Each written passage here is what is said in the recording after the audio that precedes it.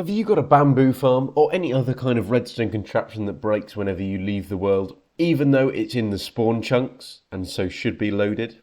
Well, my bamboo farm is constantly breaking because I go somewhere else in the world and then I log out and my bamboo farm has been running in the spawn chunks, and so I've got to replace it every time. But what if I told you there's a solution for that? With this design here that I'm going to show you how to make today, we will be able to toggle our farms off if we are not in the area. Now, this only works at the spawn chunks. This does work if you use a chunk loader. You just need to make sure that you position any bits that are in the spawn chunks inside of your loaded chunks.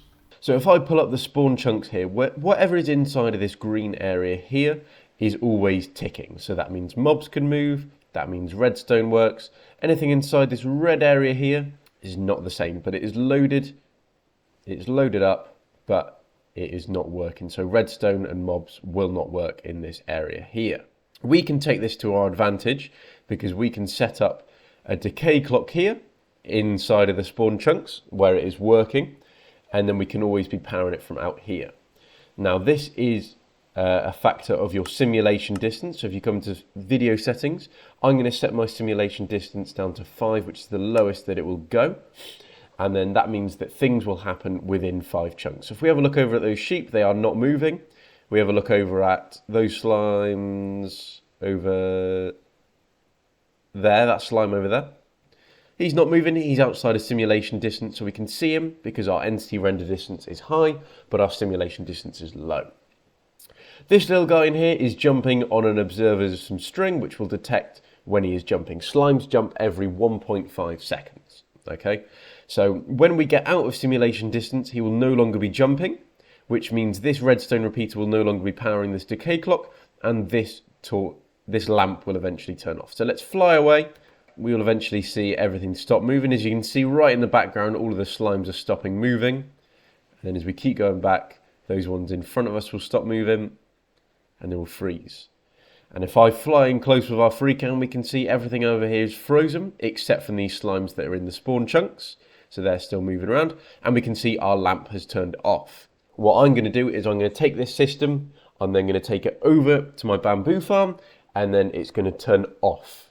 Okay, so it cannot be powered even if it wants to run. It cannot move because, of course, there's no point in harvesting stuff because the crops aren't growing because I'm not close enough. So this bit here, we can see the slime frozen in the air, and is not powering the clock, so it's turned off, which will then turn off my bamboo farm. If I turn my simulation distance back up to normal, which is 12 chunks for me, and then we fly in, we can see that light is turned back on because that slime is moving again. So it's all down to your simulation distance. But if I'm miles off in the world doing something else, then this will turn off and not break my bamboo farm when I log out, so I don't have to fly back and check things all the time.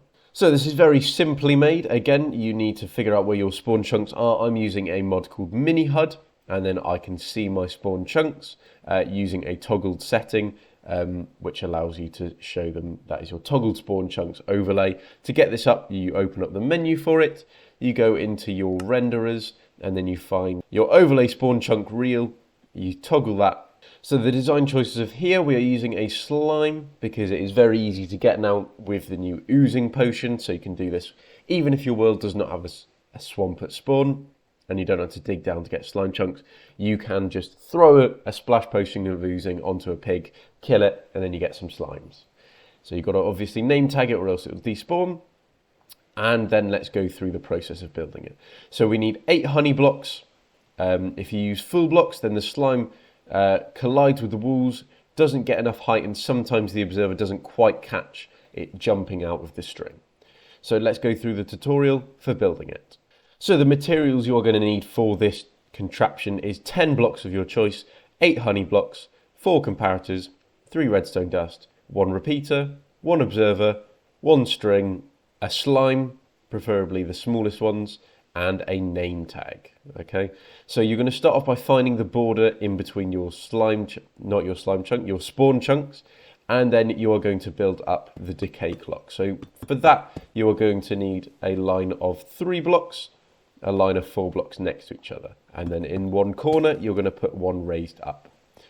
Then you're going to put 2 comparators facing into that block, so the small end, the one with the little bit, is facing into the block. Redstone dust at either of these 2 ends. Redstone dust next to this block, and then your comparators facing the opposite direction there. So it creates a little cycle here.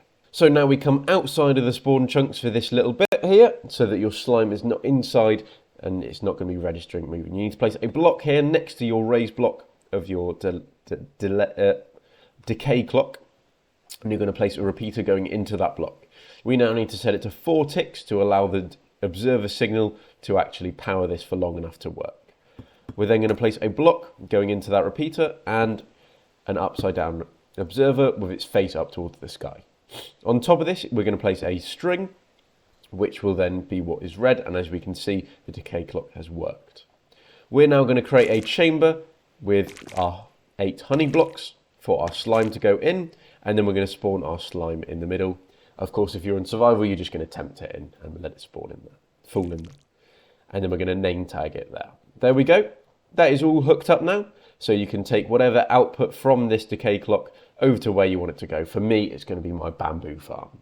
If you did find this useful, make sure to like, comment and subscribe. If you're going to use this, put in the comments below what you're going to use it for. I'm very interested to know what the rest of the community is up to. And thank you very much for watching, and goodbye.